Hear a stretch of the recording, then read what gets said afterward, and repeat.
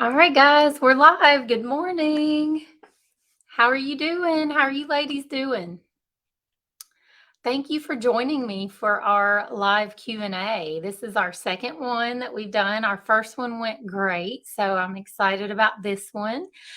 And if you are joining me, if you have any questions that you want me to answer today, go ahead and leave them. I had, I think, 4 that came in. Before the live. So I will answer those. But if any come in while we're doing our live, I'd be happy to answer those.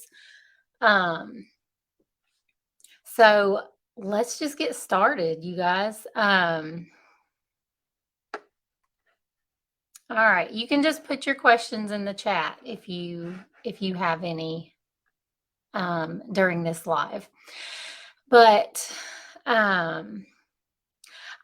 before we get started with the questions, I really just wanted to give you some encouragement because I'm just feeling like maybe it's needed right now. Like someone's needing some encouragement right now. So, um, I don't know where you are with your health right now. I don't know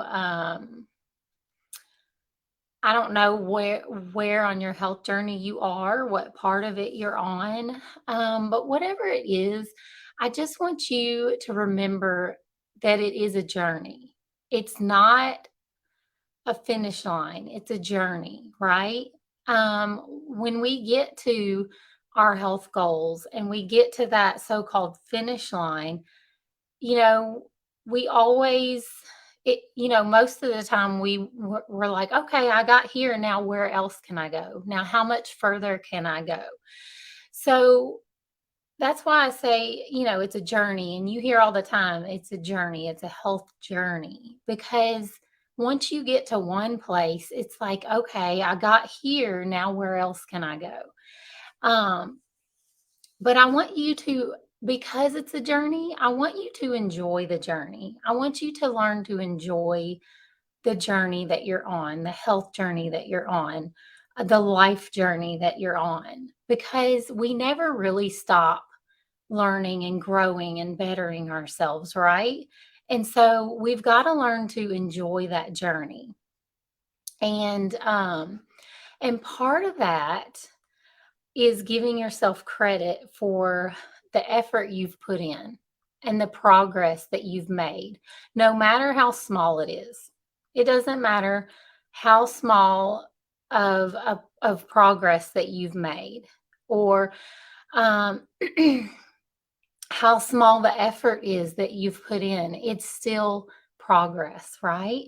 And we need to celebrate that more. We need to give ourselves credit for that more, because there's so many people that don't do that, that don't put in any effort, that don't try to better themselves or get healthier.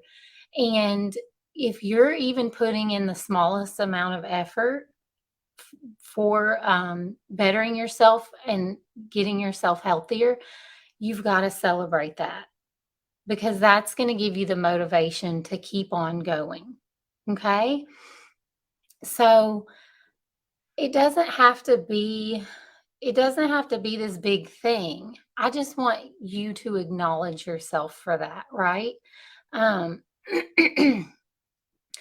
if you're putting in the effort to create these new habits and breaking old ones, I want you to celebrate that. And even if that's just like looking in the mirror and telling yourself, good job today. You know, you ate healthy today. Great job. You moved your body today. Great job. Whatever that effort is, acknowledge it.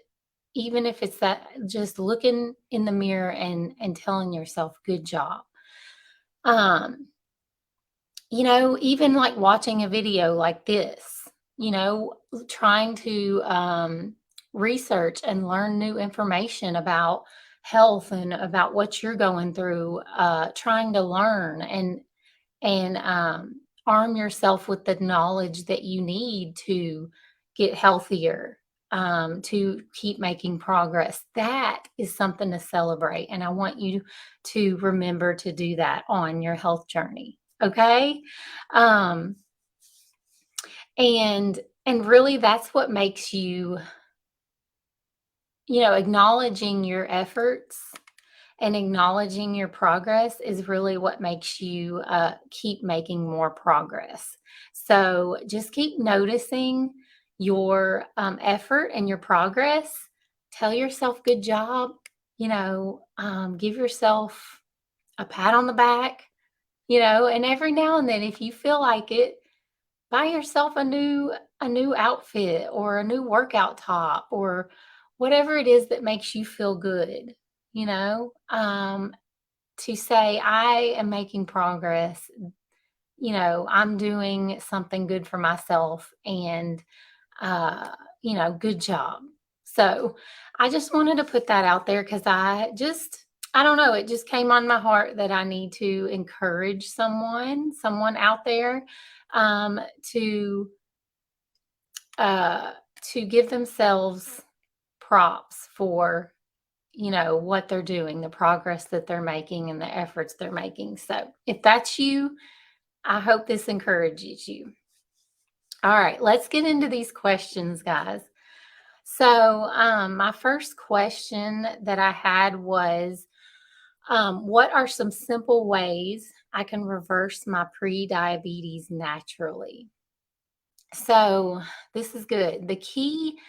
Really, um, the key is really going to be to help your body release less insulin. That is really the key to reversing prediabetes.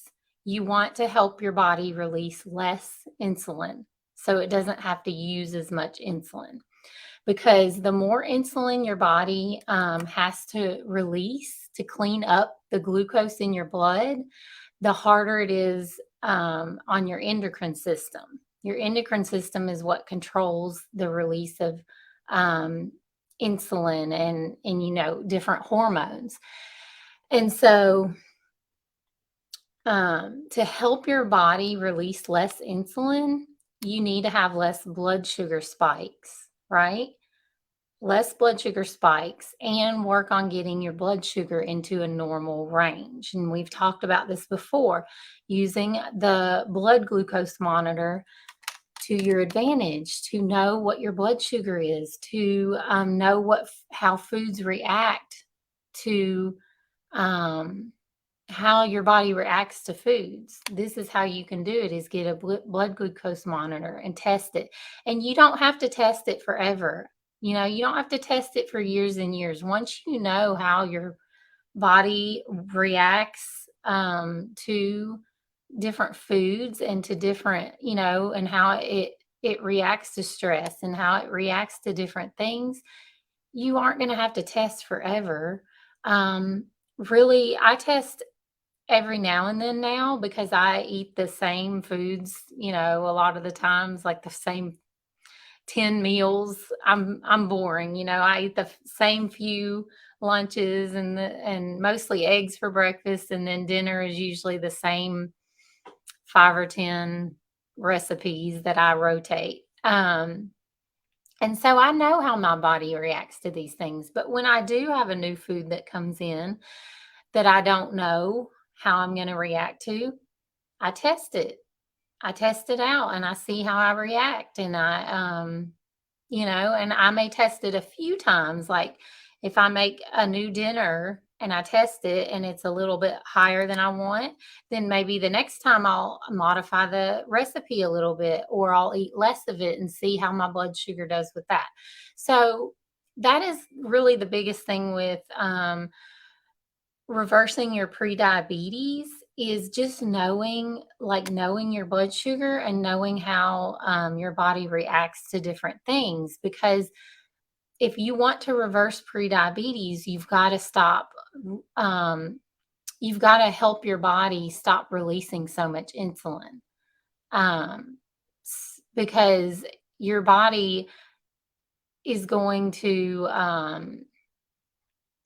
eventually, if you're just if it's releasing so much and it can't keep up with the demands that you're demanding of the insulin, then it's just going to quit, and that's insulin resistance and prediabetes. You're going to have insulin malfunction, and eventually it just won't even want to try to help you anymore because it can't keep up with your demands. And that um is this making sense, you guys? Let me know.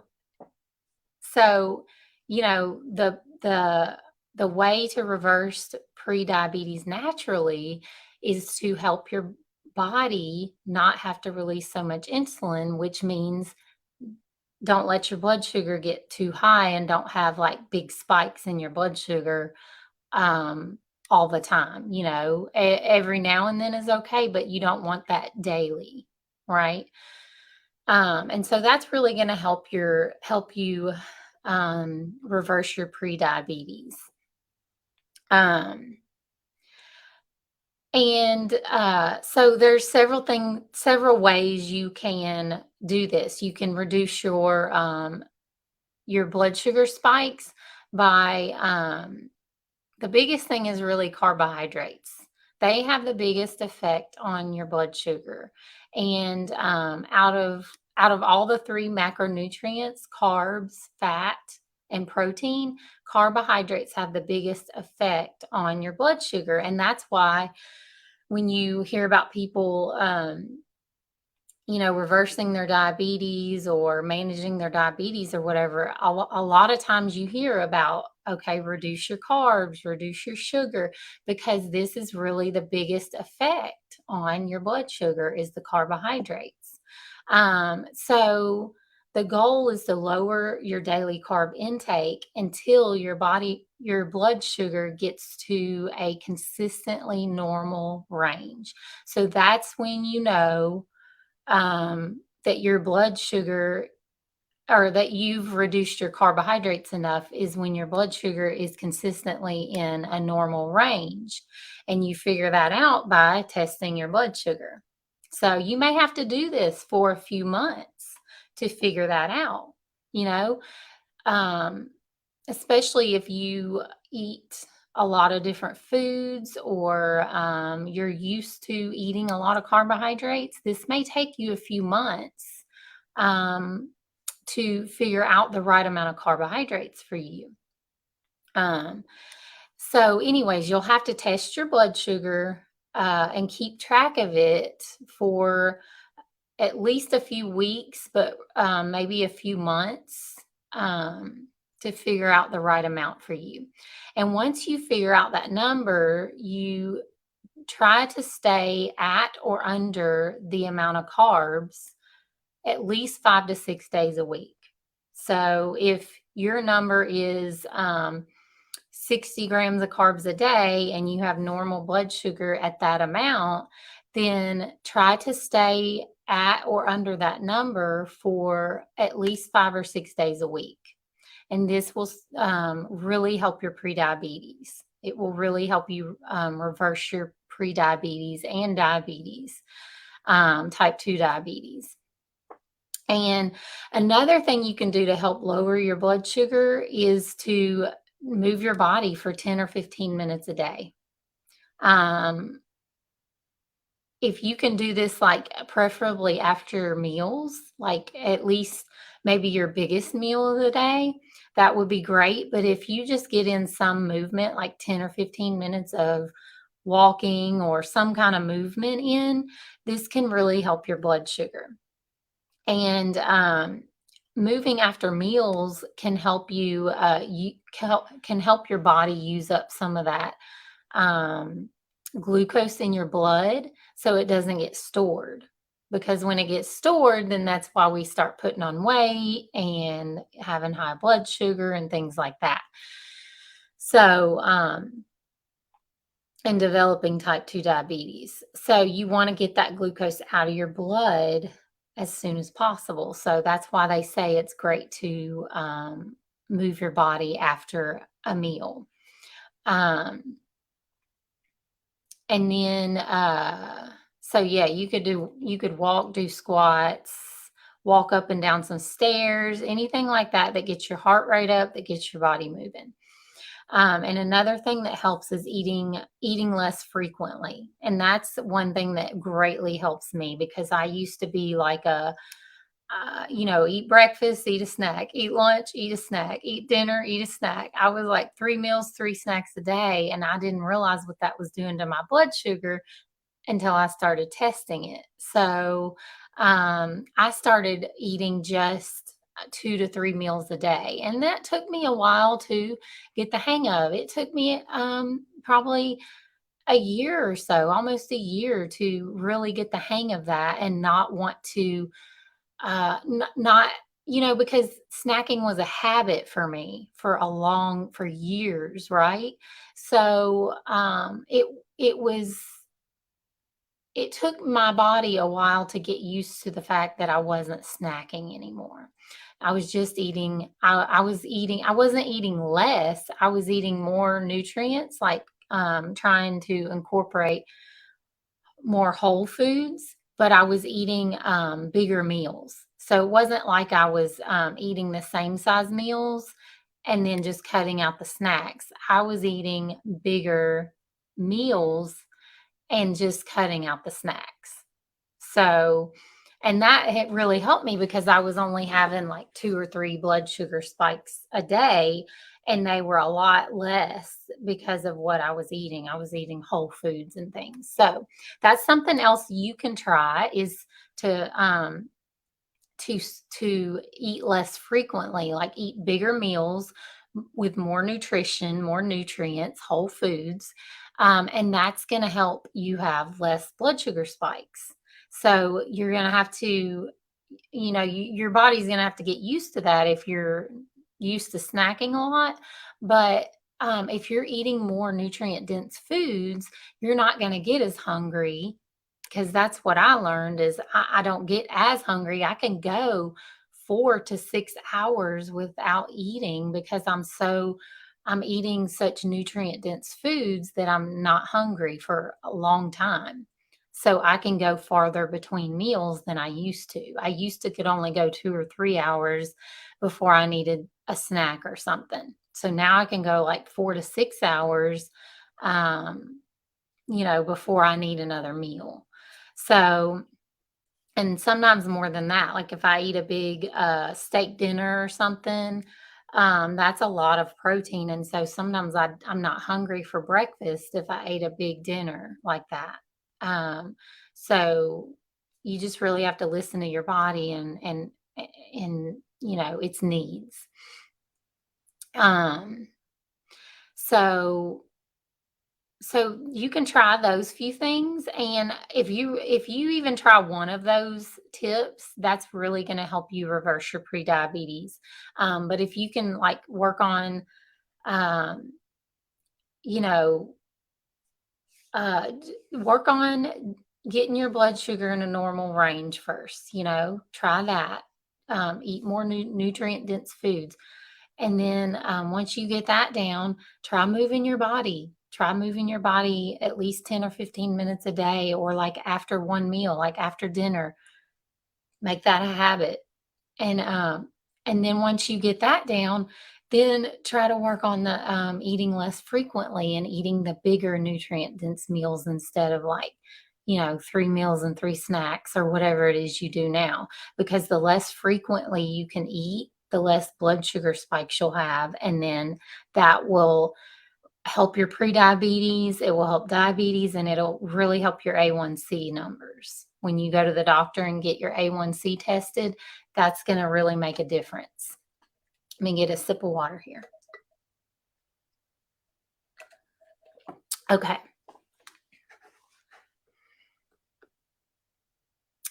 The second question I had was, oh, this is perfect because we just talked about A1C. My doctor told me I need to lower my A1C, but didn't tell me how to do it. What should I do? Well, I get this a lot. When I with clients and things, and people that I talk to, it's like their doctor tells them, "Oh, you need to lose weight or you need to reduce your blood sugar or your A1C is this and it needs to go down." But then they don't give them any direction because that's one of the first questions I always ask people when they ask me about it. I'm like, "Well, what did your doctor tell you? What did your doctor tell you? What advice did they give you?" Because I wanna work, I want to work with the doctor. I don't wanna work against the doctor. I don't want to say, "Oh, no, your doctor's wrong. Whatever they told you, that's not right." I'm not like that. I wanna know what did your doctor tell you, and let's work with that because I want us to be on the same page. I don't want you to be getting a lot of conflicting information from, you know, me and your doctor. So that's one of the first questions that I always ask is, well, what did your doctor suggest? What did they tell you, or did they give you any suggestions or advice?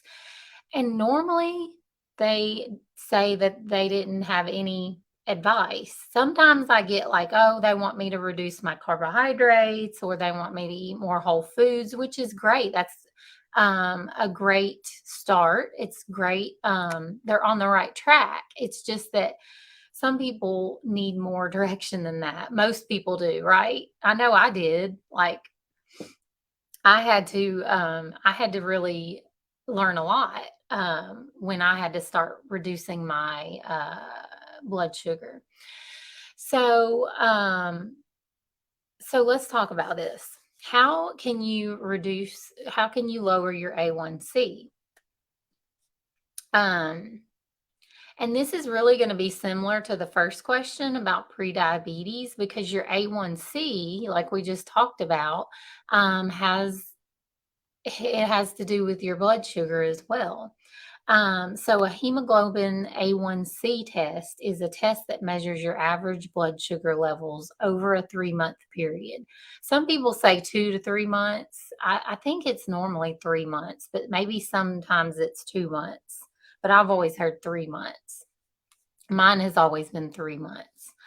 Um, so the key to lowering this number is to lower your blood sugar. I mean, that's basically what it is. If you can lower your daily blood sugar, then that's going to add up over those months. And then when you go get it checked at the doctor, you're going to have a lower A1C because it's the average of your 3-month blood sugar. Does that make sense?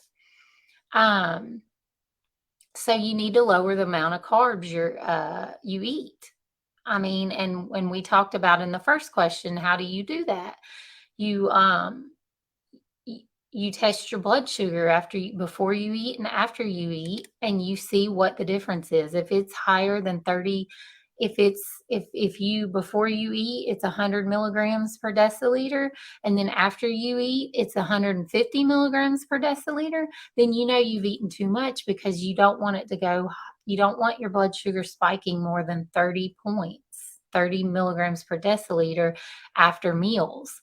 Most of the time. I always say that most of the time because we're not going for perfection here, right? We're going for um, the majority of the time because, we can't live up to perfection. That's not fun. It's not realistic.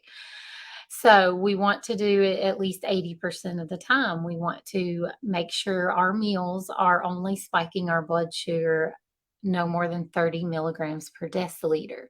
So you do that by testing it before and after your meals to see how big the spike is. And if it's a 50-point spike instead of 30, then okay, what did I eat? I need to eat less carbs. I need to spike my blood sugar less by eating less carbs. So if you ate a half a cup of rice with your dinner and it spiked at 50 points, that means let's go to a fourth of a cup of rice and see what it does with that, right? See if it then is it lower. So it's just about figuring out the amounts of carbohydrates that you can eat at meals and overall on a daily basis to lower your blood sugar and therefore lower your A1C. Um, let's see. Yeah, and another thing that you can do is when you do eat carbohydrates, have some protein or fat or fiber with your carbohydrates because that's going to lessen your blood sugar spike. It's going to help. It's going to help um, mitigate that blood sugar spike. If you're just eating a lot of carbs and you're not eating much protein or fat or fiber, healthy fat, let me say, um, or fiber, then your blood sugar is going to go really high. So it matters what you're pairing with with those carbohydrates as well. So, and these habits, just lowering your carbs little by little and just testing your blood sugar and seeing where your blood sugar is normal, like in a normal range, and then um, eating the right amount of fat, um, protein, or fiber with it is going to really help your A1C. So, I hope that helps you.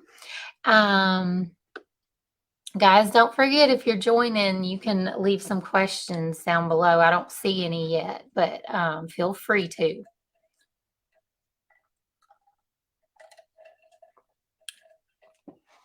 Okay.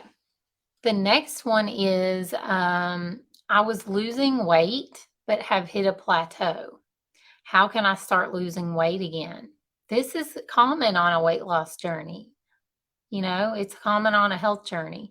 You start losing weight and at first you're losing it really quickly and then it slows down. And that just means that, that's natural. It's really natural. And that just when you hit a weight plateau, that just means what your current habits, like what you're doing, is no longer, you're, you might not be gaining weight. You're staying at at a weight, but you're not losing it. That just means you need to readjust your what you're doing, right? Because we can't keep continuing to lose weight if we don't keep readjusting what we're doing.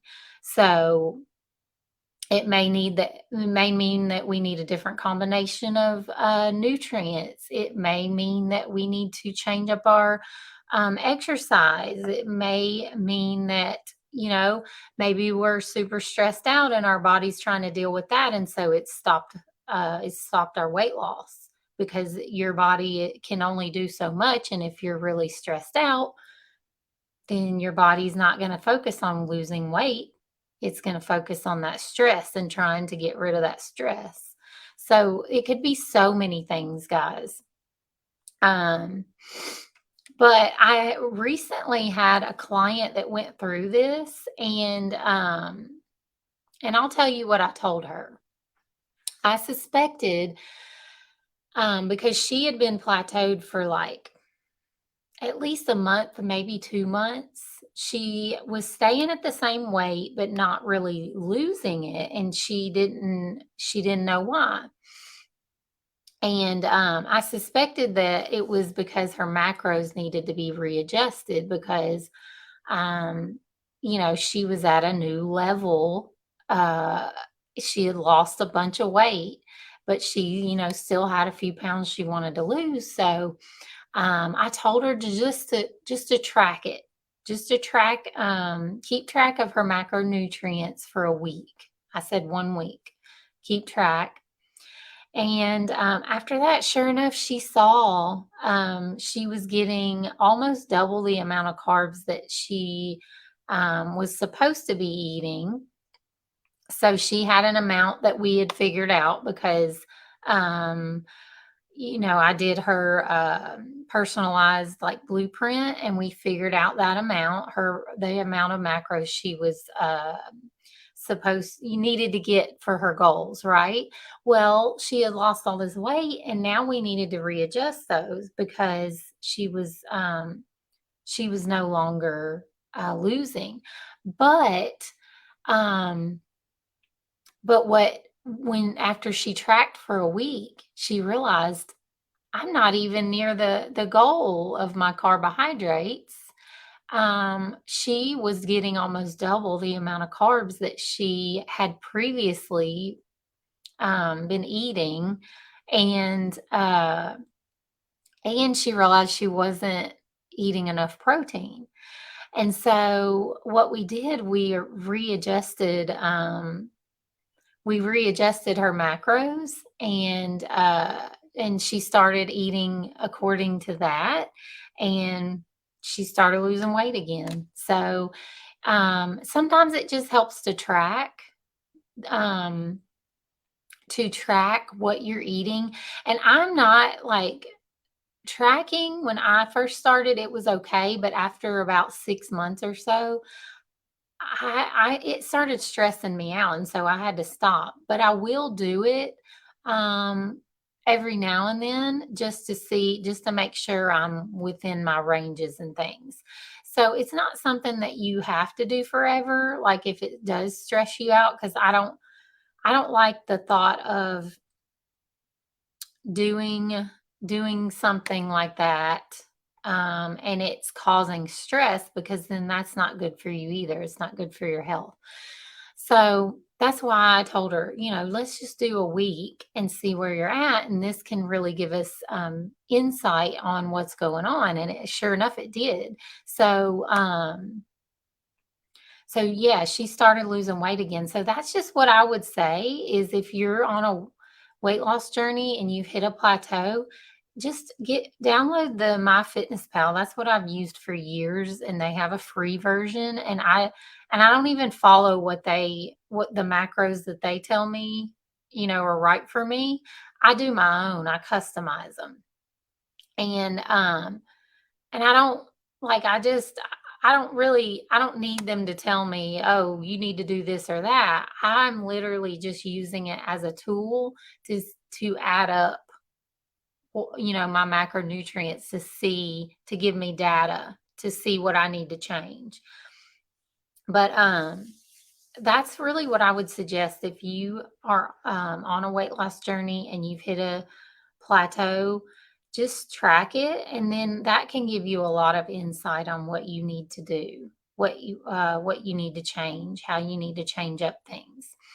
And if you do that for a while, and a week or 2 weeks or whatever, and you readjust your macros, and it still doesn't help, then you're going to have to look at other things, like you know, I I get burnout on doing the same exercises all the time. So if you're doing one type of exercise, and you're not really feeling it anymore, it's not fun, or it's not challenging or anything like that, then you may just need to switch that up, because your body might be just too used to it, and so it's not doing anything for you anymore. So sometimes it's that. And like I said earlier, sometimes it can be that you're really stressed out, that you're going through something with your family or at work or something, and your body is just not focused on losing weight. No matter what you do, if you're eating right and you're exercising and you're still not losing weight, it could be stress. It could be and that includes sleep too, because if you're not getting enough sleep at night, that's stressful to your body, because your body needs sleep to repair and heal.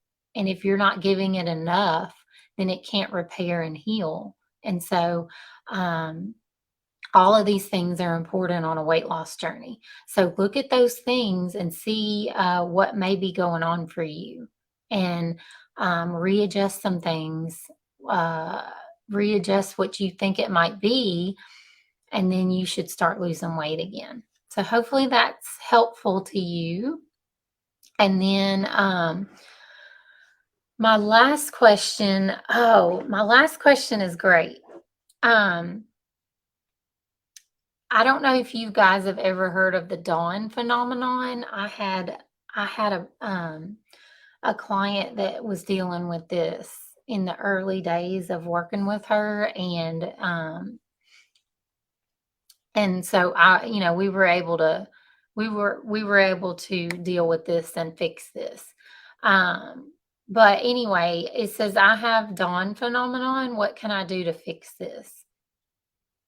And I'm so glad I got this question because I don't think I've ever covered it in this group. I don't think I talk about that. And several people do have this and may not even know they have it and may not even know what it is, but a lot of diabetics have this. So the dawn phenomenon is when your blood sugar spikes in the morning, and it usually happens between 3 a.m. and 8 a.m. That is the range of usually when your blood sugar spikes, and they call that the dawn phenomenon or the dawn effect. Because it's got a lot to do with your circadian rhythm and when your body releases different hormones and things. But that's why it happens between 3 a.m. and 8 a.m. normally. Um, and it's common for people with like insulin resistance, prediabetes, and diabetes. And I know it's confusing for people because how can your blood sugar spike when you're asleep and you haven't eaten anything yet? Like that's usually when it happens. It's like a fasting high blood sugar. So a lot of people are really confused. Like, why? How can I have really high blood sugar at 3 a.m. when I haven't eaten anything in hours? That just doesn't make any sense, right? Um, but what research shows is that hormones play a role in the fasting blood sugar spiking. So your hormones follow a daily cycle, like a circadian rhythm, right? Um, and there are certain hormones that increase naturally in the early morning. In this 3 a.m. to 8 a.m., your body can release certain hormones at that time. Um, and so the increase in these hormones can cause like somewhat of a spike in blood sugar. And that's natural.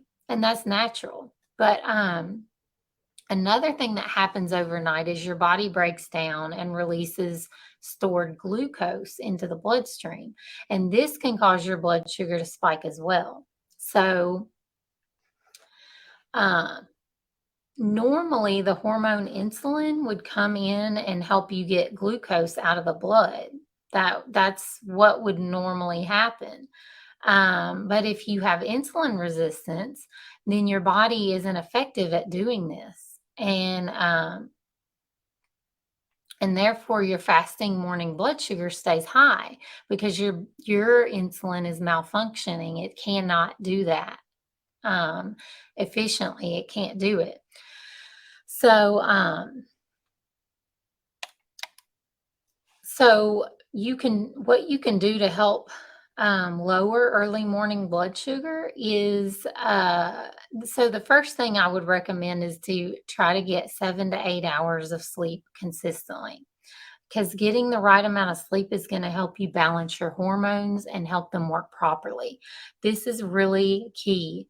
If you have been sleep deprived, if you are sleep deprived and you never get enough sleep, your hormones are going to naturally become unbalanced because your body needs sleep to balance hormones, to repair, to function properly. And so you've got to make sure you're getting 7 to 8 hours of sleep consistently. Um, and that's going to help balance your hormones and help them work properly. And then the other thing I suggest is to lower the amount of carbs you're eating, especially in the evening. So at dinner or, before bed, don't go eating a bunch of carbohydrates because this is then your body's not active usually at night unless you are working nights or you work out it in the evening, like after dinner or something. But usually that's when you start like slowing down and going to bed and getting ready for bed. And so you don't need all those carbohydrates because carbohydrates are meant to give us quick energy. That's what carbohydrates are for that quick energy um, to do something active, right? And so if we're not active, then we don't need those carbs, because then your body just stores them. Um, Especially if you're eating them and then you're going to bed, you're just going to store those carbs and it's going to throw everything off. It's going to raise your blood sugar. It's going to disrupt your hormones and all those things. And I'm not saying you can't have any. It's just if you're eating 50 grams of carbs before bed and then going to sleep and not burning it off, then that's going to really disrupt your body and its hormones and the way it functions. So, if you are going to eat carbs, you need to make sure you're burning those off somehow. But I would suggest if you do have dawn phenomenon, don't eat carbohydrates at least 3 hours before bed. That would be my like minimum cutoff. Um, but you could do them like breakfast and lunch and then cut them off, don't have them for dinner or don't have them for a snack or anything. Um, but yeah, if you're eating them before bed, your body doesn't have a chance to burn them off. So you're going to store them. And then this can cause high blood sugar and weight gain. So if you are constantly doing this and your blood sugar is high and you have dawn phenomenon, then you're going to most likely either have type 2 diabetes or develop it, and then you'll start gaining weight as well when your body can no longer handle the blood sugar spike and your body can't use insulin effectively. So, hopefully, I explained that pretty good. But this was a great question because I don't think I've ever talked about dawn phenomenon. So I hope that made sense. Um, but that's all the questions I had for today, unless you guys have any more you want to put in the chat. But I thank you, everyone who submitted a question. These were really good questions. And I know that they're going to help other people as well. And that's why I really like answering these because I know they're going to help the person that asked them, but they're also going to help other group members as well. So this is great, and I hope that it did help you. I hope you learned something. I hope you got some insight on things today and what you can do if you're going through these same issues. And if you guys have any questions, like if you are watching the replay and you didn't get to join us live, put your question in there and I can answer it. Just go ahead and put your question in the comment if in the comments if you have them. And then also I always feel free to DM me. That's where I get a lot of my questions and is in the DMs because people are just more comfortable with that and I'm fine with that. So if you want to DM me a question, you can. If you want to leave it in the comments, feel free to do that. And that's it for today. I don't see any more questions. So thanks you guys for joining and I will see you next Tuesday. All right. Bye guys.